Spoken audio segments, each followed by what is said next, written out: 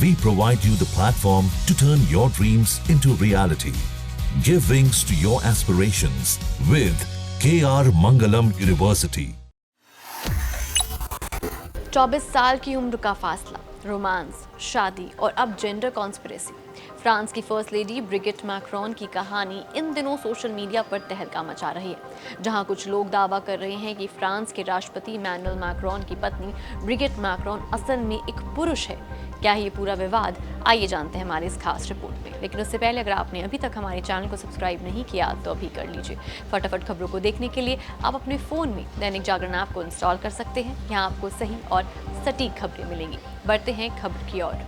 ये विवाद क्या है वो जानने से पहले ब्रिगिट मैक्रोन के बारे में थोड़ा जान लेते हैं। ब्रिगिट मैक्रोन, जिनका पूरा नाम है ब्रिगिट मैरी क्लॉद ट्रॉन्यू, उनका जन्म 13 अगस्त 1953 को फ्रांस के एक छोटे से शहर एमियंस में हुआ था। उनका परिवार वहाँ की मशहूर चॉकलेट कंपनी चलाता था, यानी वो बचपन से ही एक तरह की चॉकलेट रॉयल्टी थी।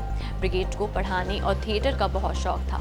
1980 में वो एक स्कूल में लिटरेचर की टीचर थी और उनके 3 बच्चे भी थे। लेकिन उनकी जिंदगी तब सुर्खियों में आई जब उन्होंने अपने से 24 साल छोटे इमैनुअल मैक्रोन से शादी की, जो आज फ्रांस के राष्ट्रपति हैं। इन दोनों की लव स्टोरी शुरू हुई थी जब इमैनुअल सिर्फ 15 साल के थे और ब्रिगिट उनकी टीचर थी। इस उम्र के फासले और टीचर स्टूडेंट रिश्ते की वजह से लोगों ने इसे स्कैंडल कहा। कुछ ने तो ब्रिगिट पर इल्जाम लगाए कि ये रिश्ता गलत था, लेकिन फ्रांस के कानून के मुताबिक 15 साल की उम्र के बाद ऐसे रिश्ते वैध होते हैं। फिर भी सोशल मीडिया पर इस रिश्ते को लेकर तरह तरह की बातें होती रहीं। बात करें उनके हाल फिलहाल के वायरल होने की, तो हाल ही में एक वीडियो ने इंटरनेट पर हंगामा मचाया। इस वीडियो में ब्रिगिट और इमैनुअल मैक्रोन एक प्लेन से उतर रहे थे और ऐसा लगा कि ब्रिगिट ने इमैनुअल के चेहरे को धक्का दिया। सोशल मीडिया पर कुछ लोगों ने इसे थप्पड़ कहा और दावा किया कि उनके रिश्ते में तनाव है, लेकिन फ्रांस की सरकार ने इसे मजाक बताया। इमैनुअल की तरफ से भी एक बयान सामने आया। उन्होंने कहा, हम बस मस्ती कर रहे थे, इसे बड़ा मुद्दा ना बनाएं। कुछ बॉडी लैंग्वेज एक्सपर्ट्स ने इसे गंभीर बताया, लेकिन आधिकारिक तौर पर इसे प्यार भरा मजाक ही कहा गया। अब आते हैं उस कॉन्स्पिरेसी थ्योरी पर जिसने ब्रिगिट को दुनिया भर में चर्चा का विषय बना दिया। कुछ लोग दावा करते हैं कि ब्रिगिट मैक्रोन असल में एक पुरुष है जिनका नाम जीन मिशेल ट्रॉन्यू था और उन्होंने जेंडर बदलकर ब्रिगिट बनने का नाटक किया। ये बात पहली बार 2021 में तब सामने आई जब 2 फ्रांसीसी महिलाओं नताशा रे और अमांदिया रॉय ने एक 4 घंटे का यूट्यूब वीडियो बनाया। उन्होंने कहा कि ब्रिगिट का कोई वजूद ही नहीं है और वो असल में उनके भाई जीन मिशेल हैं, जिन्होंने जेंडर ट्रांजिशन किया, यानी मर्द से औरत बन गए। इनका सबूत है जीन मिशेल की पुरानी तस्वीरें जो ब्रिगिट से मिलती जुलती थी, लेकिन ये तो स्वाभाविक है क्योंकि वो भाई बहन है। इसके बावजूद ये वीडियो सोशल मीडिया पर जमकर वायरल हो गया।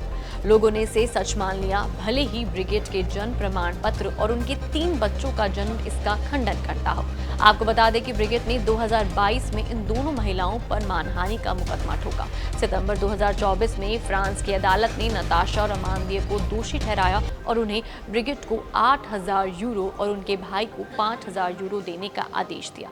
लेकिन जुलाई 2025 में एक पेरिस अपील कोर्ट ने इस फैसले को पलट दिया, जिससे ये कॉन्स्पिरेसी फिर से सुर्खियों में आ गई। दरअसल अमेरिका की मशहूर पॉडकास्टर कैंडेस ओवेंस ने इस कॉन्स्पिरेसी को और हवा दी। उन्होंने अपने पॉडकास्ट में दावा किया कि ब्रिगिट मैक्रोन पक्का एक पुरुष है।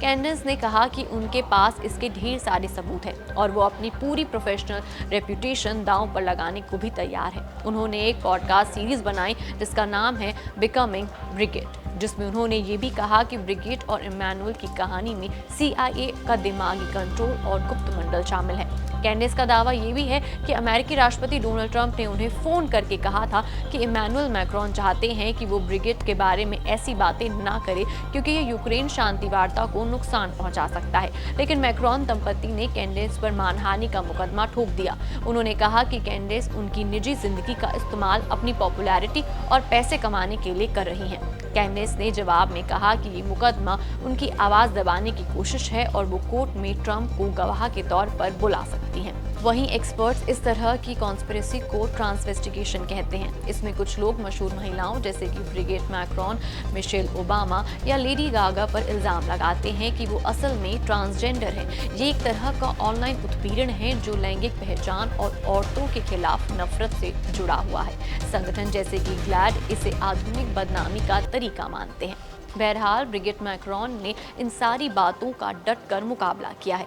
वो कहती हैं कि ये अफवाहें उनकी गरिमा को ठेस पहुंचाती हैं। इमैनुअल मैक्रॉन ने भी कहा, ऐसी झूठी खबरें न सिर्फ हमारी निजी जिंदगी को नुकसान पहुंचाती हैं बल्कि लोगों का भरोसा भी तोड़ती हैं। उनकी बेटी टिफिन ऑजियर ने इन अफवाहों को घटिया और अपमानजनक बताया है। वहीं आज अगर बात करें सोशल मीडिया की, वो क्या कहता है, तो आपको बता दें कि सोशल मीडिया पर ये कॉन्स्पिरेसी आज भी जोरों पर है। कुछ लोग इसे मजाक में लेते हैं तो कुछ इसे सच मानकर और फैलाते हैं। एक यूजर ने लिखा, अगर वो एक पुरुष है तो इससे दुनिया को क्या फर्क पड़ता है। एक अन्य यूजर ने लिखा, हो सकता है कि इससे हमारे लिए ज्यादा फर्क न पड़े, लेकिन फ्रांसीसी लोगों ने शायद अलग तरीके से मतदान किया होता अगर उन्हें ये जानकारी मिलती।